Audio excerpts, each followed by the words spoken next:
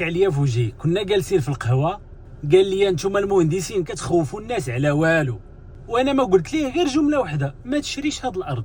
شراها ومن بعد 6 شهور عيط ليا. خلينا نرجعوا النهار ديال القهوه. كنا جالسين، شفت الوراق ديال الارض وسولته واش شفتي ديجا الزوناج ديالها، ويقول لي اش من زوناج، الارض راه غير ارض. قلت ليه هذا راه ارض فلاحيه وقل من النكتار. قال لي ومن بعد نبني فيها ونسالي.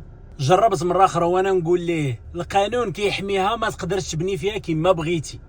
المهم شراها، بدا الوراق، رفضوه، دفع للرخصه، رفضوه، رجع بدل الملف، عاود ملف جديد، رفضوه. ثالث مره نفس الشيء، تا كيتقاتل على لا ديروغاسيون باش يبدل ديك الارض فلاحيه، عليني مسطره طويله، وفي الاخر رفضوا لي عاوتاني مره اخرى. هادشي كامل راه وقع ليا مع واحد صاحبي ماشي غير كليان، وهذا اللي صعبها. المهم في الاخر فاش سدوا عليه البيبان عيط ليا قال لي السي عماني اعتقل، واش باقي شي حل ولا لا؟ وانا اللي كنت باغي نعاونو ما لقيت ما نقول ليه. خلاصه القول هو ما كانش محتاج الفلوس، كان خاصو يسول سؤال واحد في وقته.